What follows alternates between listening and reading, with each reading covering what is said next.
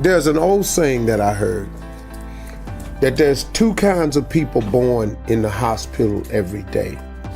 There's a person born in the hospital that's going to get a job, and there's a person born in the hospital that's going to give that person the job. You have to decide along the way which one you're going to be. You can be a leader, but a leader is a developed set of skills. It's a developed set. But see, here's what stops the average person from being a leader is the fear of the consequences of leading. Most people don't want the responsibility of being a leader. But let me tell you the trick though. The responsibility and ramifications and consequences of being a follower is more dire and more severe. Because now, as a follower, you just got to go along with whatever. You know how many adjustments you got to make when you a follower? But the man come in and decide I'm having layoffs, and he hand you a slip and it's Christmas. What? That wasn't in your plans, but you decided you didn't want to be a leader, you want to be a follower. Now guess what? You got to deal with that. If I'm a leader and I own a company and the company start losing money, you think I'm fitting to not have my life? No. Cutbacks start on the follower. The leaders don't go, well, let me quit. Because if I quit, ain't nobody eating. The cutbacks start at the bottom.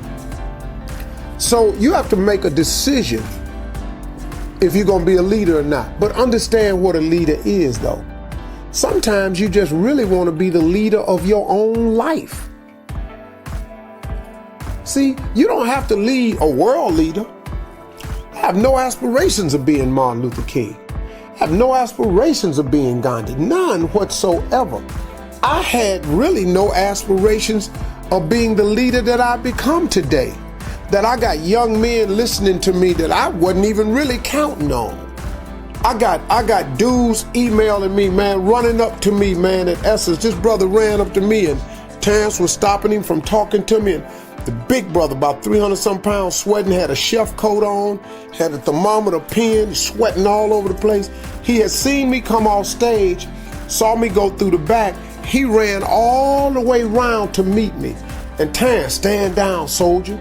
Well, this big dude right here ain't with that. He said, hey, little man, come on now. Ain't nobody got time for all this here. I'm trying to holler at this man right here because you don't know what I've been through.